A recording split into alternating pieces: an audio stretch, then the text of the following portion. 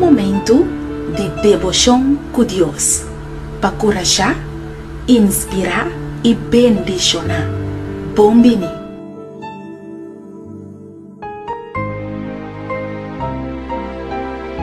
Feliz mainta, hope bendición de Dios pa abo.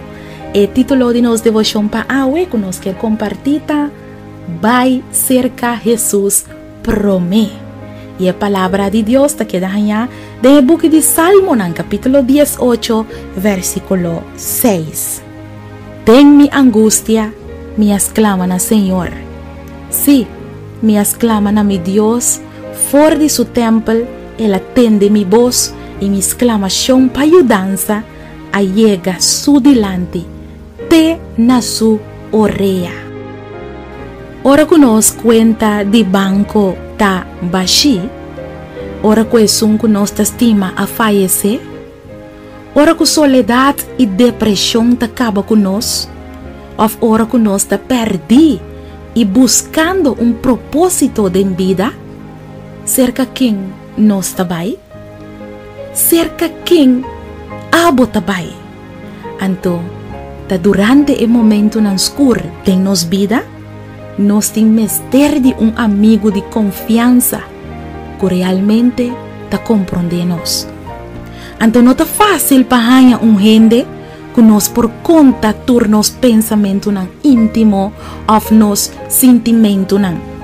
Un gente que nos tem confianza que lo no va a publicar el lo que nos acontece riba Facebook o riba Twitter o broadcaste den WhatsApp.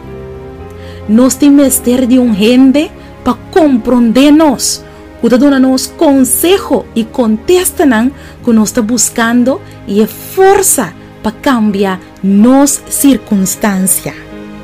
Y tem únicamente una persona que por Hasi ese y el amigo ta Jesús.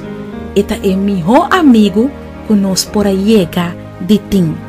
Palabra de Dios avísanos hoy. De book de Salmo capítulo 18, versículo 6.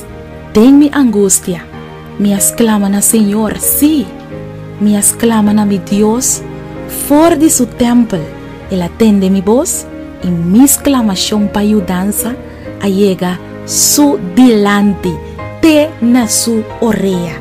Gloria a Dios. Ora que botemos ter de yudansa, mi amigo, BAI SERKA Hesus PROMÉ. Toma tempo, estudia su palabra y lo bohaya contesta, paz y consuelo. No te importa que lucha botín awe. BAI SERKA Hesus PROMÉ. Láganos reza. Oh mi buen Dios, den turnos lucha en diario, nos te bien cerca bo. Paso matamos so por consolarnos, dúnanos paz y consuelo.